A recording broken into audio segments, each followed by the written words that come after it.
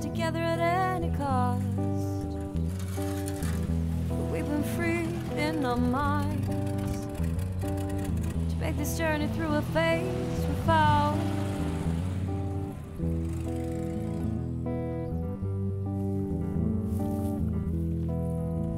Aux frontières de l'Europe, la Bulgarie est un des lieux de passage privilégiés pour les migrants clandestins. Depuis 2012, plus de 10 000 personnes y sont passées. Le renforcement de la sécurité à la frontière entre la Turquie et la Grèce a reporté le flux migratoire ici. La guerre en Syrie se poursuit et de nombreux réfugiés affluent. Ils arrivent dans un des 7 centres d'accueil réservés aux migrants arrêtés à la frontière bulgare. À Armanli, près de 1000 personnes attendent leur statut de réfugiés. 94% d'entre eux sont syriens. Une journée ordinaire à Armanli. Ce centre d'enregistrement a ouvert en octobre 2013, dans un ancien camp militaire. Ici, l'État assure un ravitaillement minimum pour plus de 900 migrants clandestins arrêtés à la frontière. Aujourd'hui, c'est yaourt et galettes au menu. Mais le camp a connu des jours plus durs. Lydia Staïkova travaille bénévolement à Armanli. Elle vient au centre 2 fois par semaine depuis décembre. Il y a encore quelques mois, le centre était tout simplement livré à lui-même. Le précédent gouvernement a tardé à réagir. Alors, quand la grande vague de réfugiés est arrivée, ils ont dû installer en urgence les canalisations d'eau. Ils ont apporté ces espèces de caravanes ici et ça leur a pris 1 mois pour installer l'électricité. Et il n'y avait aucun personnel ici, juste un commandant. Une seule personne pour tout le camp. C'était le directeur d'un autre camp qui s'occupait de celui-ci. Ce qui veut dire qu'au début, les gens n'avaient pas le droit de sortir parce qu'ils n'étaient pas enregistrés. Comme ils n'étaient pas enregistrés, ils devaient rester ici.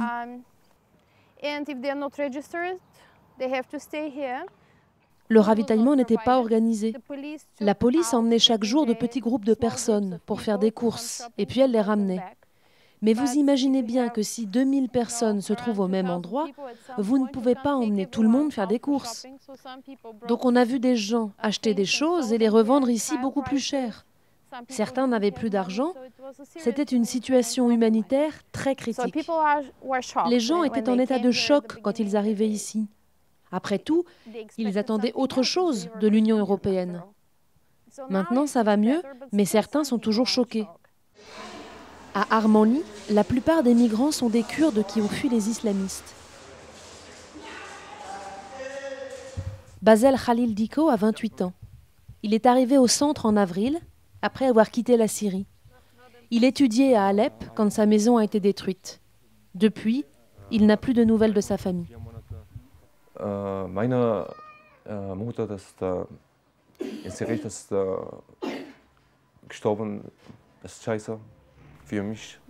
Ma mère est morte en Syrie. Je suis arrivé par la Turquie.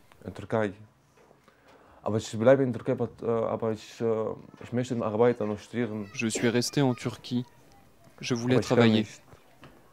Mais ça n'a pas été possible.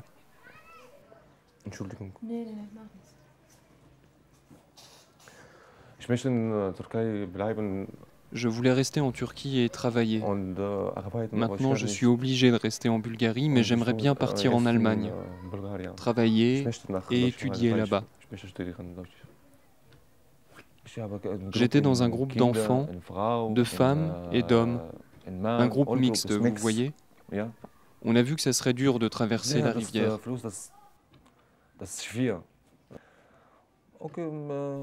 J'ai porté 2 enfants, une femme s'est accrochée à nous, tout le groupe, on s'aidait les uns les autres.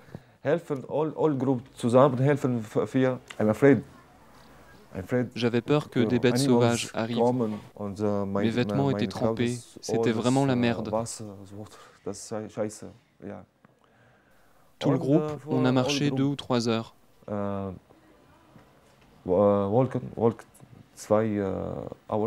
Et puis la police bulgare nous a repérés.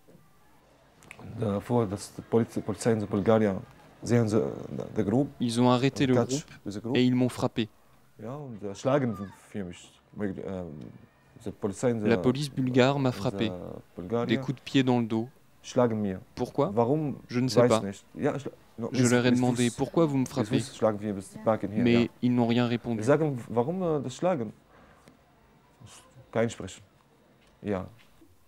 C'est un grand jour pour Basel.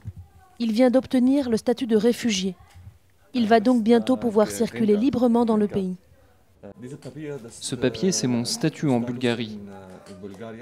Le gouvernement de Bulgarie m'a donné le statut de réfugié, mais c'est du bulgare, donc je ne peux pas lire ce qui est écrit là. Dans un mois, Basel devrait obtenir son nouveau passeport. Il pourra même réaliser son rêve. J'aimerais partir, peut-être en Allemagne, en Autriche, en Suisse. À l'étranger? Oui, à l'étranger. Mais pour partir, Basel a besoin d'argent.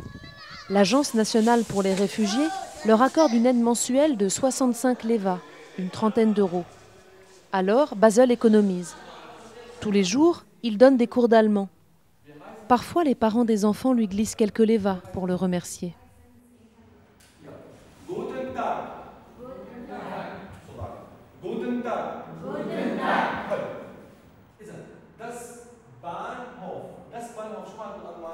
La langue, c'est le principal outil avec lequel les réfugiés d'Armanli construiront leur avenir. Alors ici, les compétences de Basel sont précieuses. L'État assure depuis le mois de mars des cours de bulgare auxquels personne n'assiste. Khalil Mohamed enseigne bénévolement l'anglais. C'est la langue privilégiée des migrants d'Armanli.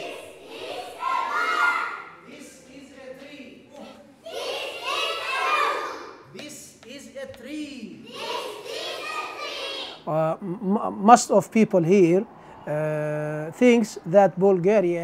plupart des gens ici pensent que la Bulgarie n'est qu'un pays de passage pour atteindre l'Europe.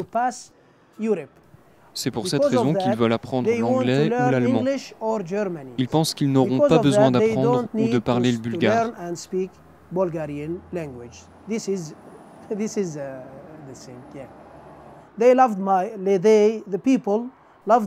Oui, ils aiment la manière dont je fais cours.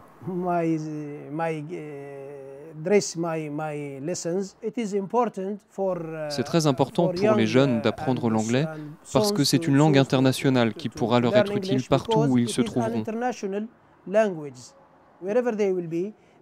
Ça leur sera utile à eux et à leur famille. Parce que si vous savez l'anglais, vous connaissez 70% du monde.